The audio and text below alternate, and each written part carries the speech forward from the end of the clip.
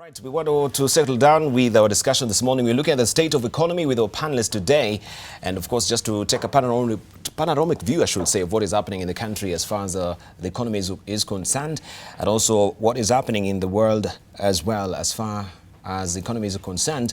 But of pivotal interest for us this morning also is the China debt diplomacy that they're using right now. And we'll be looking at that much later with the course of the program with our panelists, just to tell us where we headed so far. But allow me to introduce our panelists this morning. At the top of the hour, we saw him up and early. This is Geoffrey Odundo. He's Executive Director, or the CEO actually, of Nairobi Security Exchange. We do have with us as well Dr. Collins Odote, who is a lecturer at the University of Nairobi, advocate of the High Court, and also a columnist with the Business Daily. We do have with us Peter Biwott, who is also the CEO of Export Promotional Council. We have with us as well the CEO of Kenya Bankers Association, Habil Olaka, who is with us this morning. Remember, you can chime in, head over to our Twitter handle, which is AM Live NTV, and AM Live NTV is our profile name on Facebook. But let's see what is actually on the front page of the Business Daily. And of course, this will pique the interest of Habil Olaka as well, especially with the defaulters, the guarantors. That is a sidebar story there, Habil Olaka. You can tell us more about it. It says banks now allowed to blacklist guarantors of bad loans. And this was a court case there. Commercial banks and SACCOs can now blacklist guarantors with credit reference bureaus if principal borrowers default on loans. This is according to the High Court, and the story continues on page 4 of the Business Daily. And of course, we shall be discussing also the splash, which is here. Mr. Jeff, you'll tell us more about what is happening with wealthy Kenyans hiding 15 trillion shillings in foreign banks. How does it also affect, our cash flow here in the country, and people also listing at the NSE as well? But Habil, this development, what is your reaction to it? Yeah, I think if you look at the story, it arose out of a ruling that was made by Justice Njoka on a case that was filed against Cooperative Bank. And the issue was that they had listed a guarantor, yes, who effectively takes the place of the principal borrower in the event of default. And their argument was that they had not been notified. And so the ruling was that despite the fact that they had not been notified, which was an omission on the part of the bank, they still were right to have listed the guarantor to take the place of the principal borrower. Yes. And this goes ahead to actually fortify the position of CIS mechanism, because of the fact that for the mechanism to actually work, it has got to be seen by the fact that a defaulter has got to be appropriately identified. And therefore, the profile should be properly captured within the framework for the framework to actually effectively serve the purpose for which it was set up to serve. Yes. Yeah. So will this also, what does it portend for the guarantors? People now will be a bit gun-shy to guarantee anyone when you want to really take maybe a loan through the SACCO. Because yes, when you guarantee an obligation, you should know effectively the risk you're taking. In that, in the event of default, the bank will fall back on you to take the place of the borrower, because that's the essence of the guaranteeing. The guaranteeing actually puts responsibility on you, so that you are saying that in the event the principal borrower defaults, I will step in to take the place of the principal borrower. And that's why the bank is falling back on you. Once the principal borrower has defaulted, they are supposed to take some steps and then notify you of the obligation, and then you step in to take the position. Yeah. All right. And looking at the broader splash as well, Mr. Odundo, what will be your reaction if you just put up back that particular splash on the Business Daily about this tidy sum of money that is stashed away on offshore accounts? Wealthy Kenyans hiding 15 trillion shillings in foreign banks. These people can actually, give the Treasury the money they need. They only have measly 3 trillion shillings on their budget comfortably and remain with 12 trillion shillings. What do we do about this particular money? Because they say a report by the American think tank shows individuals mostly use offshore accounts to hide ill-gotten wealth and evade taxes. We are grappling with the issues of taxes here in the country, yet this ill-gotten money is stashed away. I think, Debarl, it's very eye-catching, really, to see that kind of amount lying out there. I know there's been an effort to try and bring the money home by offering amnesties that Yes. are probably not being taken up. I think efforts should continue in terms of trying to trace all the assets and sitting outside our country to try and see how we can bring them home. I was having a chat recently with a colleague from another country in the region, and part of what they did is, as part of the amnesty offering, is to say that, for instance, if you return X amount of money, you will be entitled to keep a certain percentage legally. Even if it was ill-gotten? Well, the challenge you have is getting proof to do that. And so do you want to spend so much time on litigation and trying to get clarity of the source and everything? That becomes a bigger challenge. I think it's how we face our amnesty strategy on ensuring that people are comfortable in bringing back this money home and getting some sort of relief from prosecution and certain things like that. I'm not an advocate for people taking ill-gotten wealth, but I think the situation facing a lot of countries, especially in Africa, is real. That there's a lot of money sitting outside there that could actually come back home and support the economy. So it's ways of how do we approach it and make it comfortable for people to, or accommodative rather, for people to bring that money back. Yeah. All right, let's say from Dr. Collins Odote, 15 trillion shillings, truly. These figures are outstanding. It's a lot of money. We only just need a slice of 5 trillion shillings. Yeah, maybe we start paying off also the Chinese debt with this. They can actually, service that particular debt and even, sort of boost the budget by dishing out 3 trillion shillings. It's actually a lot of money, Debarl, and it also goes to show the lack of effectiveness of our corruption fighting strategies. If you look at the same dailies, you will see, for example, that the CEO of EACC, his term is coming to an end just next week. Yes. And there's concern that he hasn't done much. A lot of times we see government signing agreements with some of these tax haven countries in terms of repatriation of ill-gotten wealth.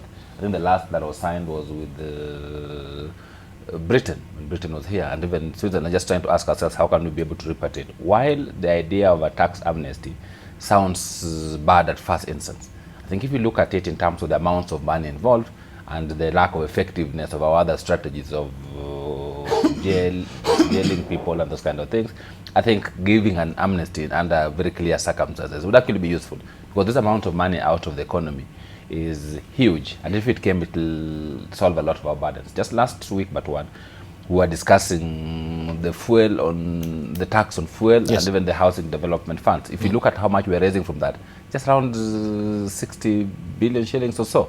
So look at 15 trillion and what it could do. It likely put a big difference in our economy, and I think it's something that should be explored as a country. Let's say from a reaction from Peter Biwott as well. Good morning. Good morning. So thank you very much. What I would say is that if you look at what is also happening elsewhere, people who have this kind of wealth have actually invested in foundations in their countries, trying to build up, a healthcare system. If you look at the U.S., I think we have the richest citizen of the U.S., Bill Gates, and what he has done, he has started a foundation. So what actually should happen is that these Kenyans should be able to, take interest in growing our economy, and possibly even bring back this amount of money, if this is really the figure outside there, and also to see that they contribute to what the country seeks to achieve. Because stashing 15 trillion, Kenya shillings in abroad bank accounts can actually even lead to loss in future, because, we are not permanent on earth. And sometimes you realize that many countries actually have lost money because people who own this kind of amounts of money, grew old and passed on, and this money has remained with no specific honor. So I think, as a country, all of us are duty bound, especially the top cream Kenyans, to see how they can be able to, bring back. And as one of the panelists has said, there are incentives which are actually provided so that these Kenyans can be able to return this money back. It is not necessarily that all this money is ill-gotten. Some of it could be ill-gotten, but there are those Kenyans who have worked hard and they have earned it. So why should we be afraid?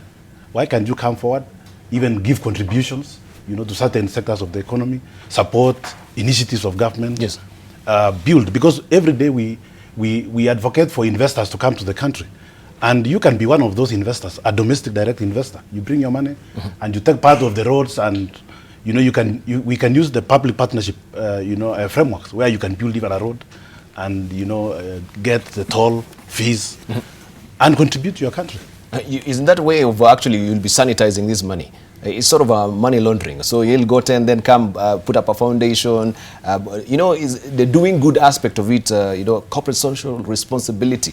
But how did you get the money in the first place? We appreciate the good posturing as well. But how do you then tell you uncouple the ill-gotten money from the good that you're trying to do? Maybe I can just chip in a little bit. Panelists have talked about the amnesty that was given by KRA. Yes. And the amnesty was expiring in June this year. Now, I think most of the people who had money out there were a bit jittery, because when the money comes in, the bank still has got an obligation, for example, to ensure that they do the necessary checks to ensure that that money was not ill-gotten. It's not proceeds of crime, for example. Yes. Now, so the money was not coming in. And if you realize, I think there is now some sort of like trade-off between the money coming in and the fact that you're giving some sort of like amnesty as well being extended to the owners of these funds to ensure that they are not followed in line with our laws on process of crime and Anti-Money Laundering Act.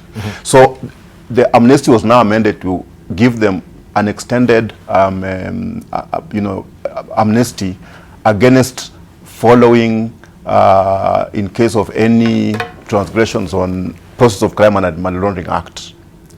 So I think in a way we are possibly going to allow some money to come in that may not necessarily be completely clean, partly because of the fact that you now do not ask questions on whether these amounts have been ill-gotten or not, because that amnesty has been extended to these owners of these funds. And that might be a smart thing to do in a way, partly because of the fact that people are just sometimes jittery, not necessarily because the funds were illicit, but just because asking too many questions on money that is coming in, somebody just feels uncomfortable and so prefers to have it out there. But now with no questions asked, most of it will come back. The only problem is that part of it may actually be illicit, which will flow into the economy as clean money. All right, as clean money. Before we take a short break, just briefly, Geoffrey Odundo, because we know this circulation of money offshore, even here in the country, we have people right now, and I was just speaking to some of security experts, people who are selling, safes. They're saying there's actually a very interesting uptake of safes in the country, because people are stashing the monies in their homes. They have a room full of wads of cash. This is money that is not in circulation, and we wonder why this money is being stored in the homes. And of course, people should come and actually, buy shares, things like that. And I think what is really going on, because we know also in America they have, or in the US they have the conscience fund, that if you're feeling guilty, sort of an amnesty, that if you're feeling guilty and your conscience, at night you're not really sleeping, you want to actually take back the money, all the monies you've stolen, you can actually, or ill-gotten money, you can actually take it back to the conscience fund, right? And they've seen all manners of people taking, even people who stole stamps, illegally, and used just stamps, they felt, this was ill-gotten. How can we as a country try and help these people? Maybe they want to actually bring back these monies. Just briefly before we take a short break. I think two things. One is the world is converging towards strengthening war on corruption, strengthening issues around integrity, and really determining the source of wealth. And it's just a matter of time before all this money gets to be identified and find its way somewhere. So with the growing effectiveness of this, the repatriation treaties, yes, I think people cannot say that it's going to be a very long-term strategy to keep money outside. I think we've got to be very conscious that sooner or later this money will have to be will identified and probably be recovered. Speaking about keeping the money at home, under the mattress, yes, in the safes, etc., I think it's a reaction to the tightening of policies around, especially the banking sector, when you have to disclose source of funds. when you're actually banking in or receiving funds, etc. So people are reacting to that and keeping these monies in what they consider options that are safe. It's not really a long-term approach for me. I mean, we've seen economies where, for instance, in India, where there was a demonetization of the currency. I mean, there was a new currency introduced, and you're required to come and exchange it for the new currency, and hence, if you fear to do that, your currency really becomes redundant, worthless, right? So I think there's been very many approaches that the government can take to get this money into the system. And so people have got to be very conscious that it's a very short-term strategy, and they've got to find ways of bringing it into the system. Thank you. And what you're talking about, the conscious fund, is something probably we could think about. We could think about as a country.